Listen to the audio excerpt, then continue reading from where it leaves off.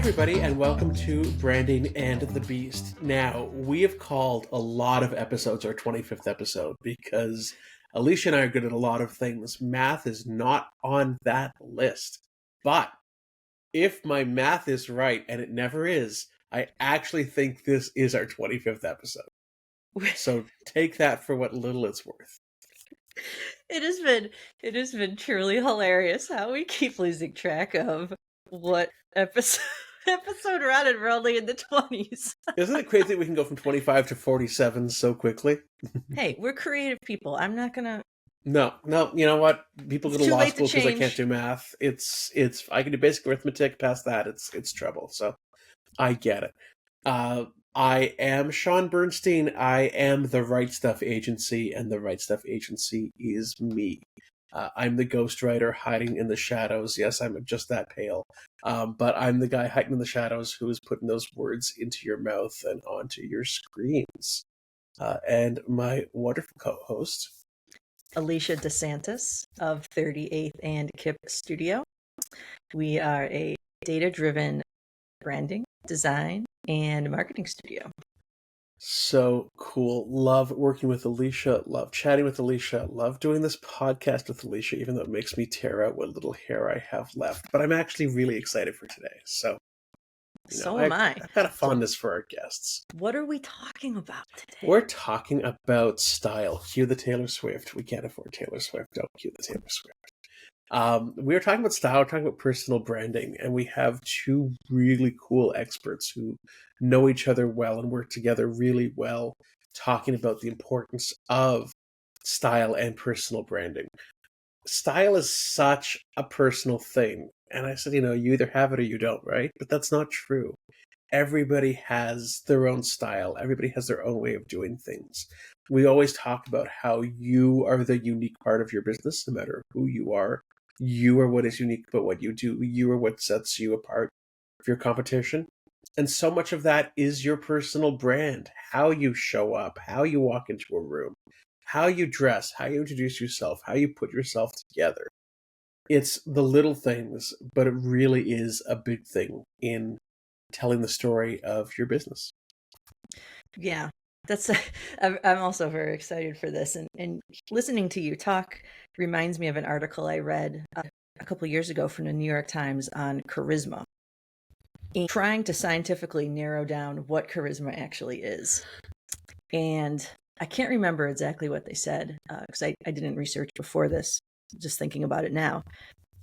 One of them was warmth, the scientific ability to make someone feel warm around you and feel welcome. The other one was active listening, which I thought was really interesting. I can't remember what the third one was. I think it was confidence. I think I read the same article. Really interesting. Yeah. But just thinking about that very esoteric concept of charisma and how that relates to personal branding and really branding in general, because we talk about personal branding, but so many studies are showing now that humans are interacting with brands and even big companies on a personal level. They see the company more around like the people that they know at the company, which is very interesting, or the leaders of the company. Business is not B2B or B2C. It's human to human. We've said this before. We'll say it again. It is human to human. But I'm curious to know, so you do a lot of writing within this area, and I feel like one of the areas you really thrive in is humanizing very technical or very kind of droll industries. So I'm curious to know what your approach is, on this matter. Yeah, so I tell my clients that I speak client. I speak their client. So yes, I speak lawyer. I'm a lawyer. I can talk in BS Latin if I have to. I hate doing that. And your clients don't want to do that. Your clients don't care. Your clients are not out there to go self-represent themselves. They don't want to know the minutiae of the ins and outs.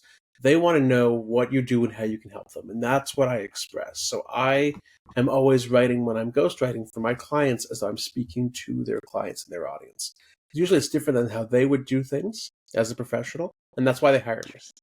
because they have struggled with it, and they struggle with that plain language voice. So I'm trying to put it in a way in presenting them, and to me, especially for esteemed professionals, they still need to be accessible. They still need to present themselves. So much of personal brand and style is how you show up, whether that's in person, on video, in words. I wore a fun shirt today for this purpose. How much of it is how you show up, and even showing up in text. Are you playing the big bad ogre who someone's going to be so scared to call you for help? Not unless that's what you really want. I mean, I did tell someone did tell me that's what they wanted. They wanted their clients to be frightened of them. I said, that's the strangest thing I've ever heard. If that's you, hey, cool. Okay. Who am I to tell you how to run your business? But that's not most of us. Most of us want to be open and warm and personable. And so just injecting that little bit of humanity to me is a huge part of personal brand and style. What about yourself? Oh, that's absolutely fascinating to me. I'm thinking, as you're saying that, I'm thinking about the brand archetype wheel, which I talk about all the time, but it's my all-time favorite tools. And looking at it, there's these 12 core brand archetypes that are widely considered. Any brand, whether it be a company, a celebrity, an athlete, personal branding, for example, a professional, a content creator, falls into one of these 12 areas. And I use this when I'm conducting my brand strategy, especially introductory. Let's say someone wants to do a rebrand, or they want to rewrite messaging on their website. Well, how do you want to talk about yourself? How do you want to be perceived by your audience? And what you just said around someone being fearful of you, which is a horrible approach. But that reminds me a lot of like the leader archetype, right? Like the one that's very kind of, I'm the best and don't argue with me. And I never really lean towards that one because it's a very kind of powerful and coercive one. I wouldn't recommend any business use that archetype right now. But just thinking about how on a personal level, individuals have to think about themselves as a brand and think about their brand personality. Not just think about themselves as being totally unique to companies. And like there's a whole nother set of brand parameters that fall into that. And I think we conducted that brand archetype. We did. You and I did this when work I did together the brand in strategy for you. 2021. I can't remember what we came up with. Oh, I'd have to go back to my notes. But it is an interesting, really important exercise, both for people, and it relates heavily to style too. And I've seen you do this work with other clients that we shared together, and you are phenomenal when you do it. Very considerate and considered.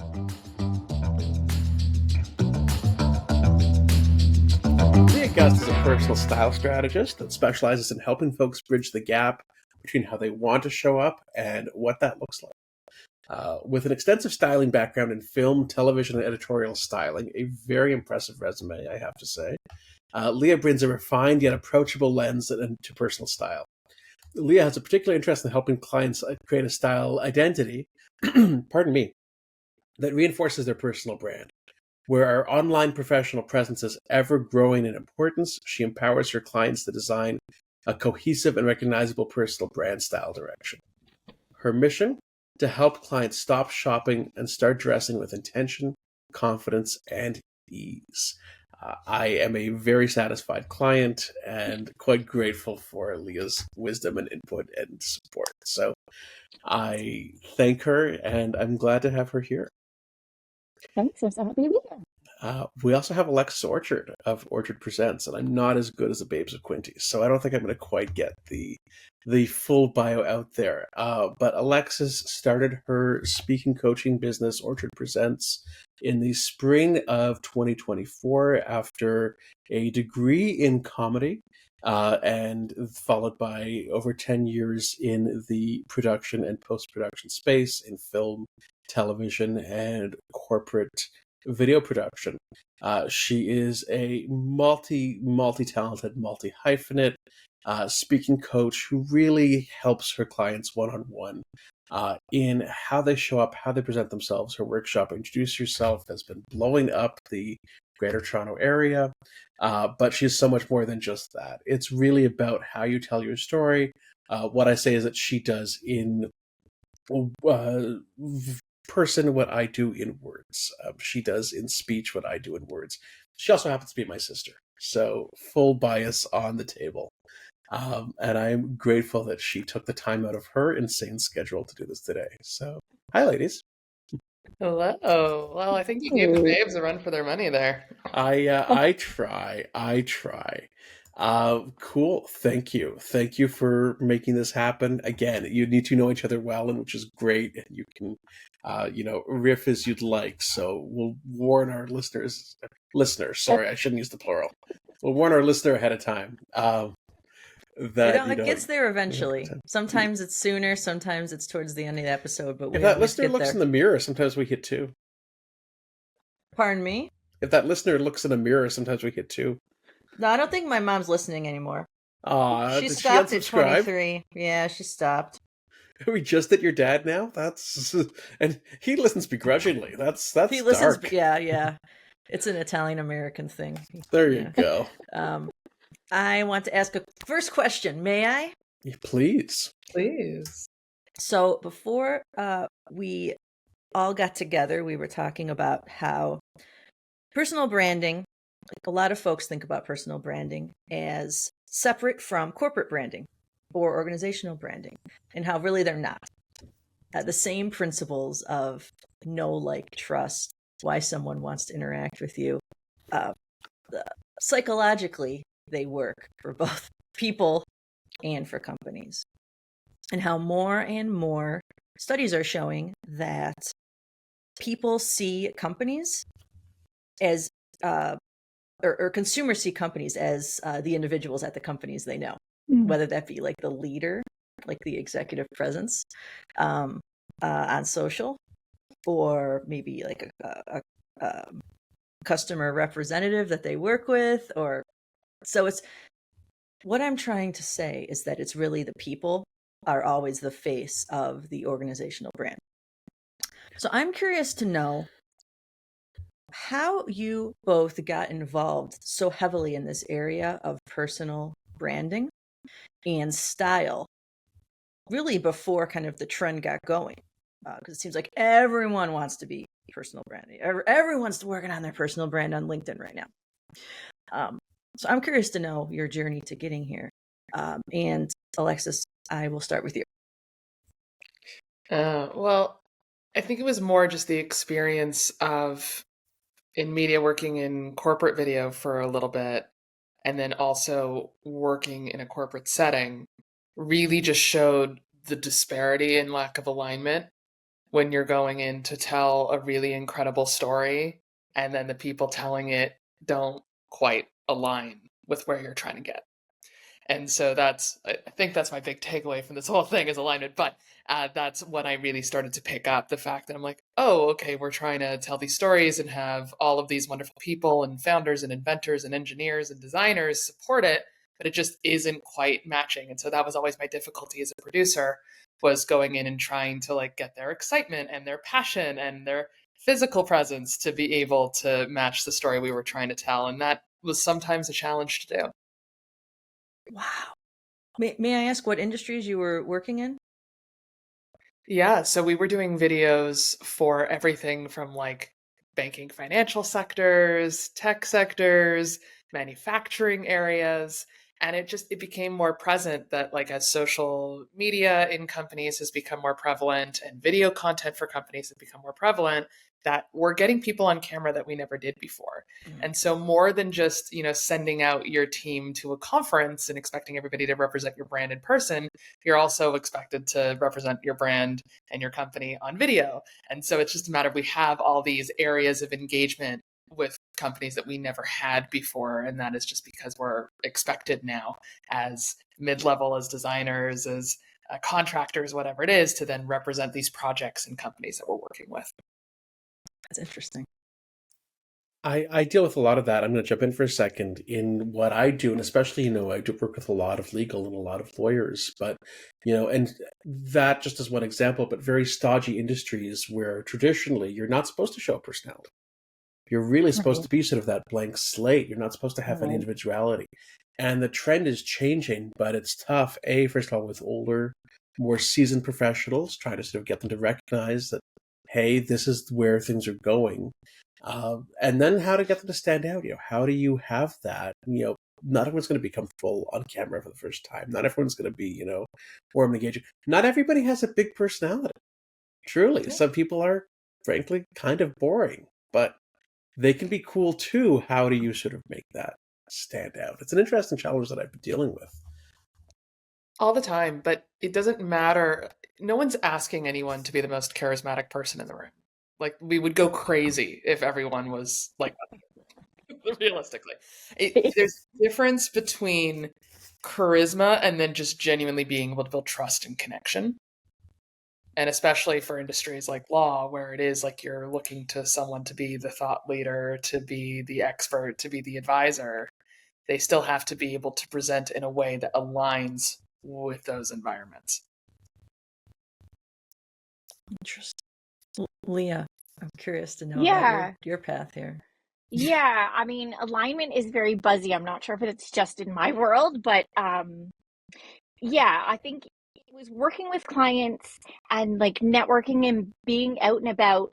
And then my greatest pet peeve, and Alexis has heard me say this ad nauseum, but is like seeing someone's digital presence and then I get into a space where I'm meeting them in real life and I'm like, this are the, I'm like, if your digital presence is not immediately recognizable in person, that's just a huge miss, right? And I think as Alexis is saying, and Alicia as well, like we can't just all hide behind our keyboards before we now that doesn't work. I mean, even it's interesting, Sean, in like the legal field that that we do kind of want to know our lawyer and what they are, and what they stand for. So for me it was kind of really pushing clients to seek a stylistic place that was so intuitive, so intrinsic to who they were, that it wasn't like my greatest fear is that a client feels like they're putting on a costume. Okay. Nobody, unless you don't need a costume. So, for me, that personal branding piece really came out of working with clients and just trying to find them a very intuitive style that was, I think empowering is also overused, but like quite empowering, like they felt good showing up in that space. Because it's no use spending time and money with me if we get you clothes that you're like, I, I don't know, like I don't know if I can really do it. So we have to dig in. We have to find that authentic place. Um, and much as Alexis is saying, you don't have to be the buzziest, craziest looking person. It just has to be consistent. It has to be recognizably you. And I think you're just doing your personal brand, your business, whether that's on your own or for your company. If you're not recognizably something, then it's just missed opportunity for me. Yeah. And it's really getting rid of those barriers, right? Because so much of what we're talking about, your physical presence, about how you're communicating and how you're dressing and visually presenting, is so subliminal. Like, this is not like the work that stands out. This is not the piece that like you're writing about or bragging about. This is just taking away the barriers that stop people from connecting with you and understanding who you are. I have Yeah, like so many for me, I thoughts. want to be So very many thoughts on this. approachable. Yeah. So what does approachable look like? You kind of gotta style has to be intentional. Actually, it doesn't have to be, but whether it is intentional or not, you're sending messages, like just like Alexis is saying. Yeah. Let me throw out a fun question. What's Absolutely. the first thing people notice when someone walks into a room? Going to get two different answers. I'm going to say, I know what Alexis is going to say. I'm going to say, I think partially what Alexis is going to say, which I don't want to steal the word from her, but also I just think your general presence for me. So like as a woman, if my skirt is too tight, if my pantyhose are ill-fitting, if I'm all like that detracts from me. So I'm going to say, if you're showing up comfortably as yourself in pieces that feel aligned, you're going to hear a lot of that. To me, that's what I notice, is just that like confidence and presence.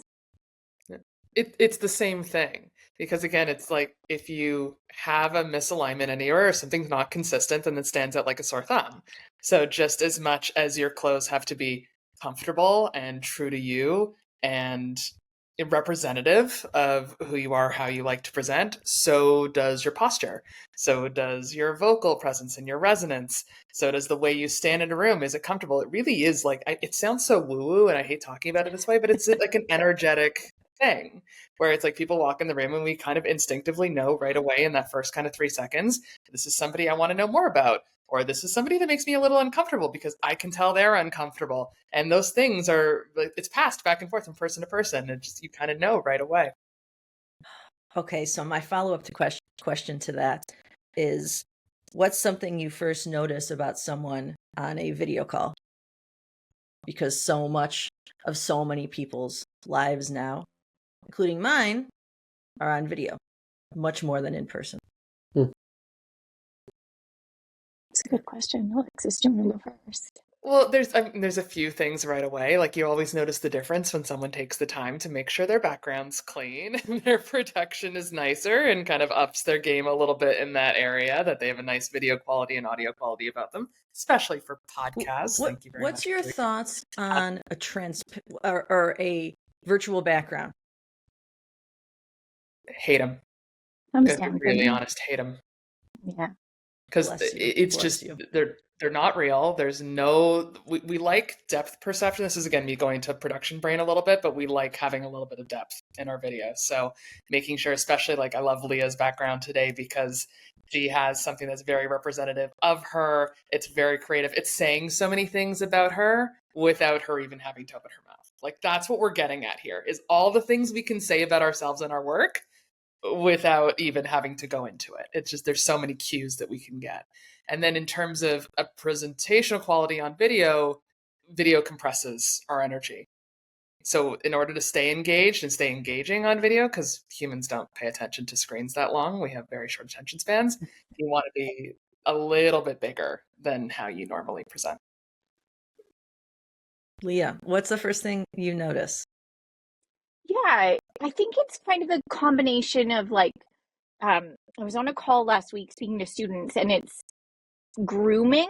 I don't normally go into the grooming, but I mean, it does play into your appearance.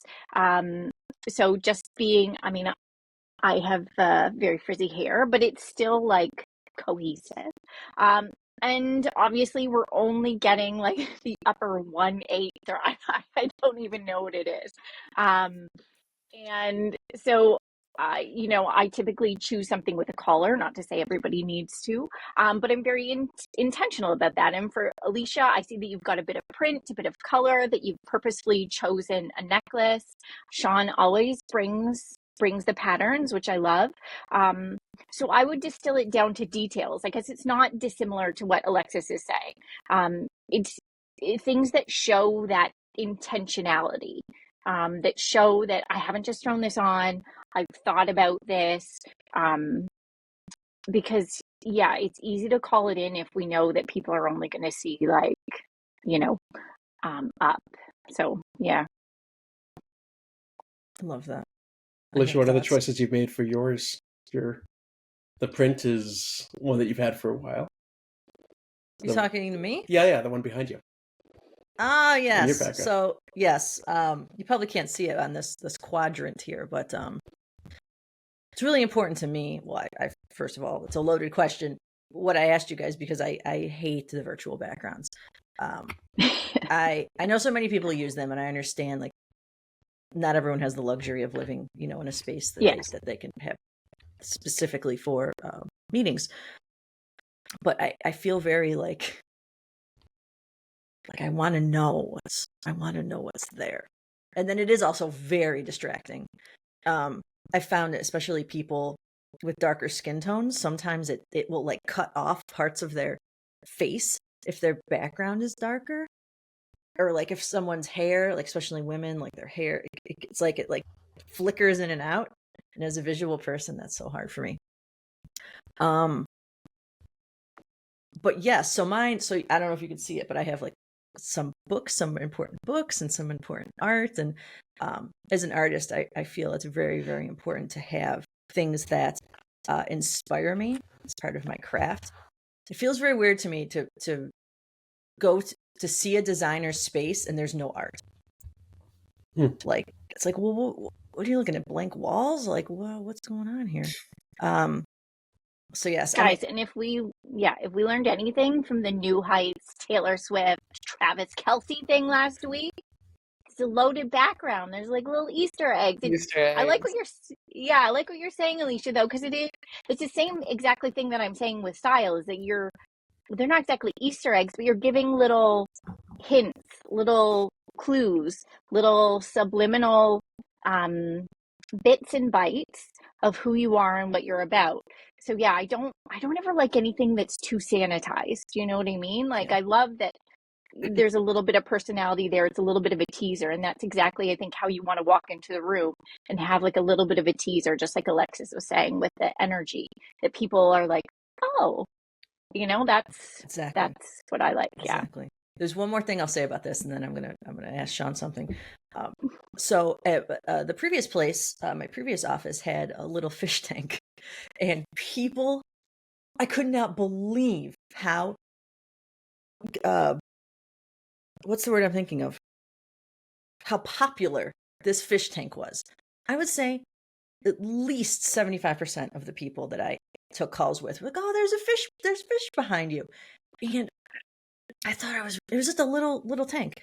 I thought it was so interesting because I think there's something very psychological about fish because they're used in like stressful environments, like doctors' offices and dentists and like therapy rooms and stuff. So I thought that was really interesting, like almost like the back to nature component of it. But I digress. Sean, one of the things I really love about your personal brand is that you've been very painstaking in what you show on camera. And a lot of times you've spoken about the specific pieces that are in your office.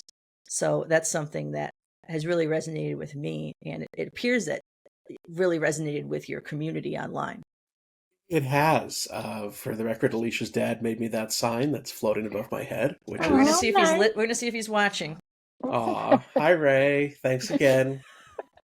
It showed up completely unexpected, and it was incredibly sweet. Ray, as I strikes me, is not he's an emotional guy, so it was a very kind, unsolicited gesture that I really appreciated. And I've got a family heirloom with the dancing Tevye that shows up from my grandmother, which is tacky as can be. It weighs more than a Buick. It is chipping badly, but it's a memory from childhood. It's from my great grandmother, and I used to play with that statue when I was, yay high in her record cabinet. So I wound up with it, and it is a true point of pride. There's a family photo right beneath it of her with all 6 grandchildren. And a Disney blanket, because I'm a Disney adult, and so there's always a little bit of Mickey floating around on my armchair, and of course the books, because I'm a writer, and so it'd be really silly if I had no books in my background. So it's a little chaotic. My desk is much worse, I can promise you that. You're not seeing, you're seeing, and Alicia, you made a good point. You're seeing a very curated chaos. It is very, you're right, I'd have to think of it, but it's very intentional as to what can be seen, what can't. You don't want to see my desk. It's stressing me out, and that's a level of crazy. So, it's interesting. So all the way back in season 1, years ago, we were different people then. The world was a different place then. Season 1, we had Anna Hockett on to talk about personal branding. Mm-hmm. And if you guys don't know her, I will absolutely introduce you. If you haven't seen her in either of our spheres, she works in sales and tech sales. And she is a college athlete, like former college athlete, like really like a fierce woman. And she always posts pictures of her desk. And they get so much coverage, which I think is really interesting. She always posts pictures of like her with her screen and then her desk. And she has narratives around that. which I think is really interesting. So kind of flipping it on its head, that her desk, something we normally hide, right? Her desk is a reflection of her. So on that note, I want to ask the next question, which is, what are some misconceptions you have around personal branding, or not you have, but folks have, which I think is so critical right now, since everyone is trying to up their personal branding game online, and the algorithm is really nurturing this movement. So Leah, I'll ask you first. Yeah. Just, I think a space that you have to be in. I think my biggest pet peeve kind of is, I grew up where like clothes were not important. You know, if you're focusing on your clothes, you're focusing on the wrong thing. You're not developing into like a wonderfully well-rounded person. But I think what we've learned is all those subliminal social cues. Like there's no contesting that we're in a visual age, right? What are we going to do as soon as we get off here? We're going to go scrolling. What do we do while we're watching? I saw a funny meme. It's like, I'm going to reward myself from working on the medium screen by watching the big screen with my little screen, right? So we're just like, we're visual. We're taking in all these things. So I think my biggest pet peeve is that ideology that it doesn't matter, that like my personality is big enough, that my professional success is big enough. And it's like to steal an improv thing, it's a yes and. Yes, that is important, and how you show up. So I think just it's an easy thing. Easy, you can hire someone to help you, but like it's a great opportunity to just to really pitch and solidify that personal brand. I think that's just not including the visual in that, I think is a miss. Right on. Alexis. I would say the visual more than anything, exactly what Leah said, but also I think it comes down mainly to trust and the building of it or the eroding of it. And so there's a lot of ways that we're misinformed about how to do that. And my killer right now is when people don't actually say what they do because they feel it's not impressive enough, or they have to make it sound more interesting or intriguing or mysterious than it is. They're constantly give an using example? hooks. Oh, like a thought leader who's building community. What do you do? What do you do? It's all I want to know. And this the same thing when people like either underdress or overdress to build intrigue or divert attention. Like we can tell it's not real and it's not true. So when people walk in a room and they can't just tell me I'm a dental hygienist, like that's great. Why are you trying to like sell that as something it's not? And so to me, it's like vacant words, buzzwords, trying to like say actions or like get to the heart of what you do. No, just tell me what you do, tell me who you are, and then let me, as the person you're communicating with or your audience, uncover all those uniquely interesting things that help me align to you as a person. Don't try to push it on me up front. I'm fearful right now. I'm fearful if you look at my LinkedIn. No. My LinkedIn headline. I brought my mother, I guess our mother, to a networking event last year, and it was an interesting crowd, I'll say that. But she started talking to a fella who apparently is an insurance salesman, which, fine, you sell insurance. Maybe it's not the sexiest thing in the world, but there's no shame in that. People do it. People need it. He started talking about an octopus. And I guess he was talking about the different tentacles in life and ways you'd need, and she was so turned off. She was just my mother has no patience for nonsense. She was just enraged. Also, not a sexy animal. No, and just a really odd way to try to sort of build that connection. I don't know what the plan was, but it backfired spectacularely. I don't want someone. You have no idea how many people are still receiving that advice to do that. Oh, like the weird, to like lean into me. the... Like, no, it's human. What is the advice there, Alexis? What is that? It's just this whole message of like putting like the why forward, or putting like an intrigue or a question or something that confuses people up front. But all of that's doing is like it's making it harder for everyone to understand. It's like we like simple, we like easy to understand. And so it's like you're putting all these barriers that not only are eroding the trust right away, but are actively just making it harder for people. Like it's just, when I say it's human repellent, it's human repellent. It's Alexis, like the hot takes. we haven't even gotten to hot takes yet. Why we do podcasts. What It's do we like do podcasts for if not for the hot take? There'll be so many. There's hot takes coming, but it's like you guys familiar with the term uncanny valley? It's Sean, you're not? Wow, I'm shocked by that. Alexis, are you? No, I'm not. Oh my goodness, Please, it's like let's no, learn. it's once I tell you about it, you're gonna be like, you're gonna research it. So uncanny valley is the psychological term to describe essentially why so many people hate clowns and why it makes them uncomfortable.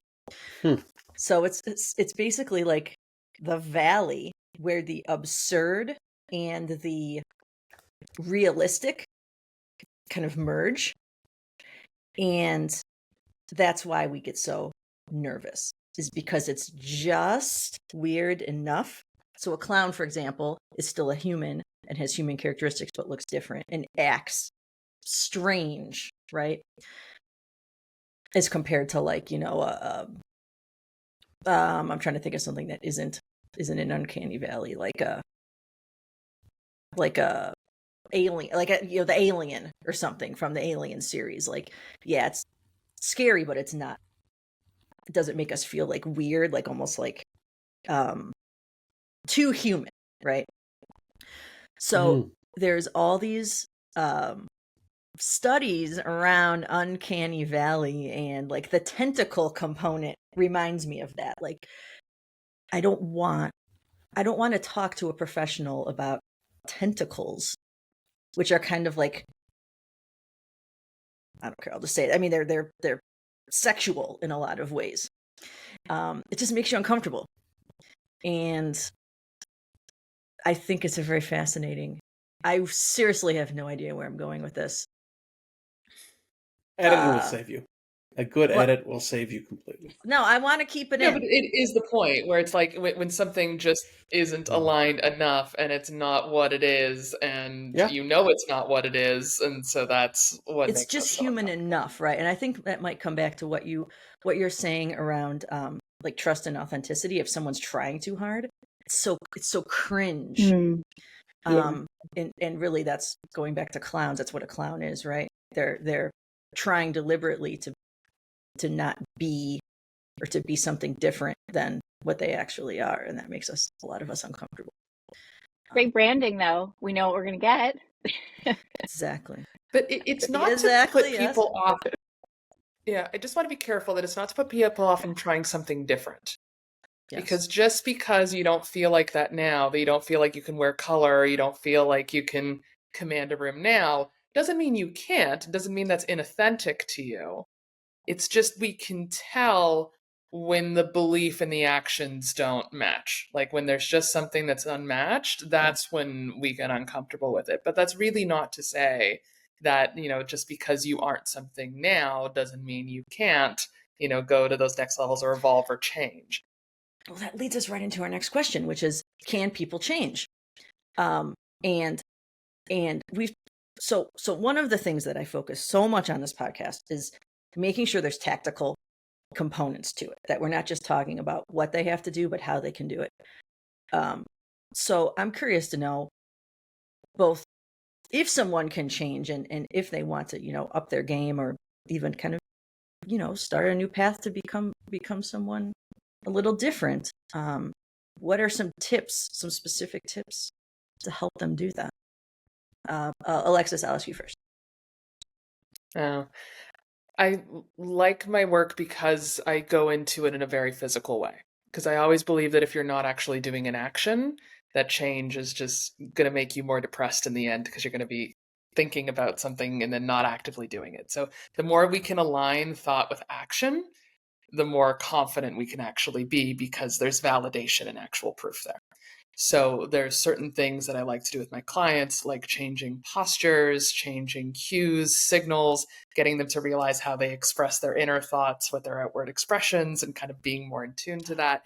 And those are things that can very practically make somebody feel different, get them a different result. And then from there, it builds things like confidence and all those things that energetically make us more interesting and better on stage, in person, whatnot.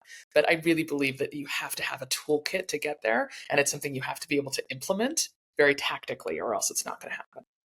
Yeah, that makes sense. Yeah. Yeah, that's a great way of putting it. I hadn't actually thought of it, Alexis, that way, but it is true. Like, I can read new things, I can consume things all the day, but if I don't have a way to implement it, you're right. It's not, I feel worse. You feel worse because there's disparity, because you know It that's is. The possible. gap is growing. Yeah. I feel like that's so akin to style because it's such a physical action. For sure. Yeah. And I think, like, your question, Alicia, like, absolutely you can change. Would I suggest an immediate 180? No. I often describe style as a game of inches. It's a strategic tuck, it's an intentional accessory. It's little changes, to Alexis's point, that are moving you somewhere. But absolutely you can change. I think, especially, I know COVID is kind of in the rear view now, but I think especially over those years, what we wear, what we wore, like, screen down 100% did not matter. And actually I had a call with a client. She, was moved to a new neighborhood. It's very, very casual. She's in her sweats in the weekend. And I was like, okay, but, like, how does that make you feel when you're, like, out in the world and you're getting your groceries? Like, she's like, the the short story there is, like, not great. Like, fine is, like, my nemesis. Fine is not cool. Like, fine is not good enough. So I think we can make changes. I think they need to be probably small and purposeful, kind of a lot like Alexis' work, where you're, like, you're standing up a little bit straighter, you're entering room. So it's those little changes that build your confidence over time. But that's actually, like, the beauty of style. Like, Madonna was in my feed a lot this week because it was her birthday. And if someone tells us that we can reinvent ourselves and change, still be the same person, but change what that looks like, we have so many examples of that. And, like, that's exciting. Like, I am a 46-year-old woman. I don't want to look like my 26-year-old self, or probably my 36-year-old. Like, I have children now. My life is different. I think that's, like, the wonderful thing really about style, is that it does change, and it can change, and it can better reflect you. And the more you do that work to understand what that is, the better you feel, the better it comes across. Like, that's the power of it sounds so lame, but, like, that's the power of style, right? It should give you something to move and change the way that you move through the world. I love that. Very cool. Very cool. I mean, we've kind of touched on it, but what's the one piece of advice? What's the one takeaway you'd give to somebody who's really looking to tailor their style or their personal brand to better suit their audience? What's the one, if you want to talk about action items, what's the one thing they can do today? Let's phrase it like that. Just considering it at all, like, having it as a conscious thought, I think is such a game changer. Because it changes the way you enter the room, it changes the way you carry yourself. My first question to everyone is, how do you want people to feel when they interact with you? Because once it goes to your audience and the thought goes off of you, it makes it a lot more approachable to make change or reconsider how you do things. So that, I always say, it's opening questions is how, and this is how, when people go to your website, when they interact with your socials, when they come in through your door and they're in your space, just having that question of how do you want people to feel or associate? And that's the same thing, like how you're getting dressed in the morning is what kind of environment or creation you want to feel. And even just having that consideration at all is going to make you more intentional. Yeah, I was literally going to say intention. It's like, it's not, it's like, Alicia, you thought about a necklace. Like that is very intentional. It doesn't matter if it's like I don't know, maybe you wear that necklace every single day. Doesn't matter. It's an intentional detail. So something that will communicate, like I always wear earrings. I often have a ring on. It doesn't have to be like huge sweeping changes. I think small little bits, small little teasers of who you are and what you like. And I often, clients will come to me and they don't know what they like. They're not sure that they have a sense of style, that they have a particular viewpoint in how they look up. That's bollocks. That's not, you do. I don't care if you don't see that, but like there are colors that you paint your house. When you pick a new shopping bag, I don't know, that you have personal preferences. So I think getting that voice out of your head, I had an older brother who was very vocal about what I wore. So like whatever that voice was that said those things, just taking some time, because I'll tell you guys, 2025, you can wear literally a skinny jean, a wide leg jean, a flare. You can do a straight leg. And guess what? All of those are fine. All of those are like, there's no derisive. It's just fine. Mm-hmm. So intentional and just give it some thought. I have so many things I want to talk about.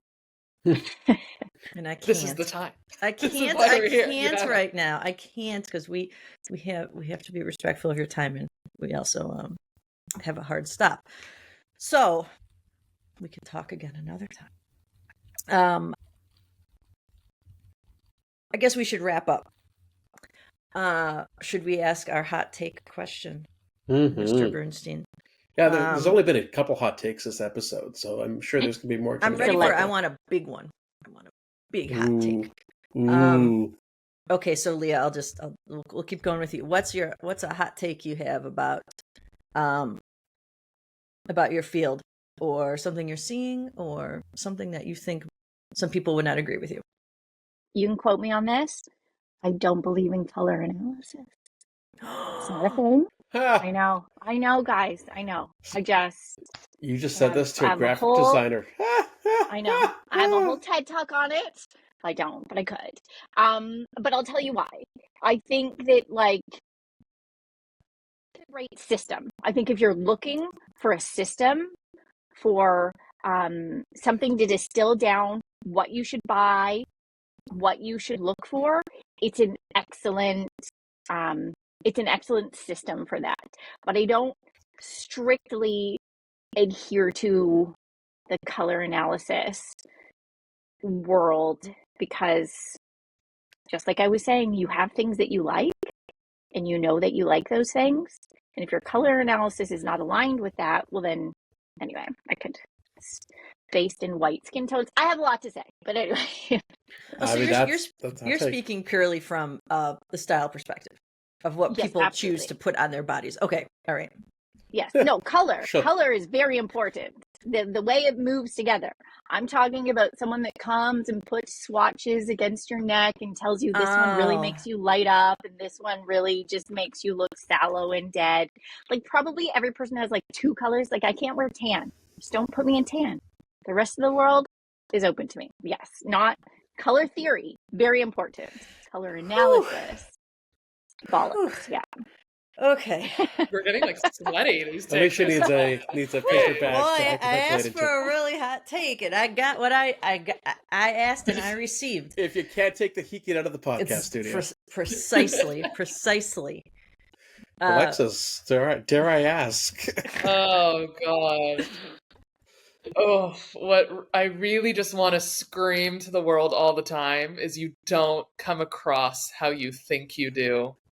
There's so many people, I think, that feel like they're really strong speakers and really strong communicators, And I'm like, I don't think you've bothered to get feedback, if honest feedback at least once. Because so many times, if we're in a position where we're already starting to do keynotes and panels and whatever, we're in positions of power where no one's going to speak honestly.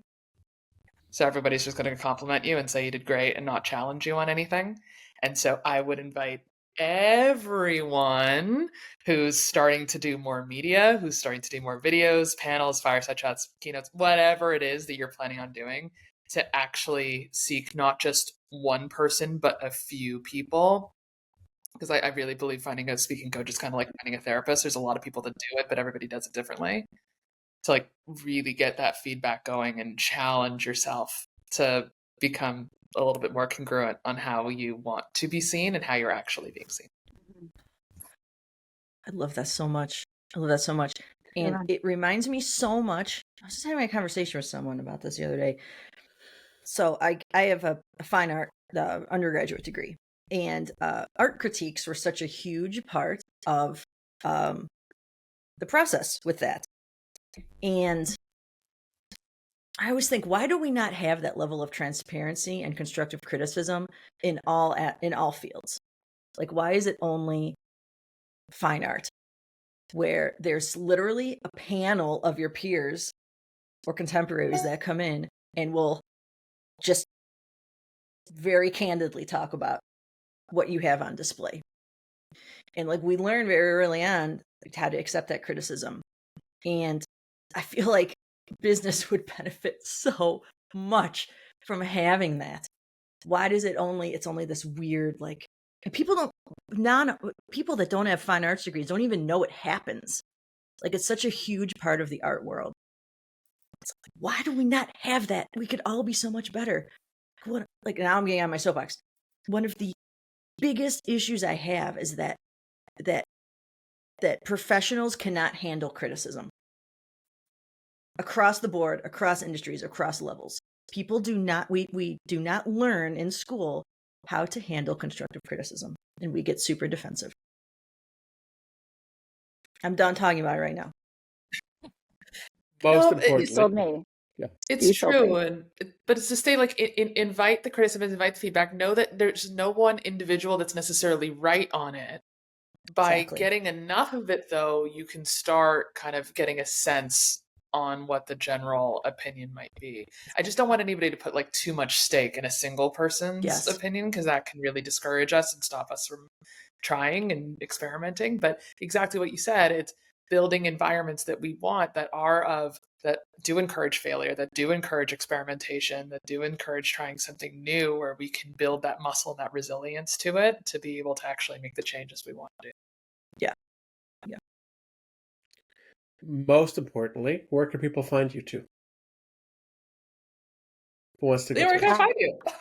Yeah, I'm everywhere as Leah Gust. So, well, everywhere, but like 2 places, on Instagram and LinkedIn. Just at Leah Gust.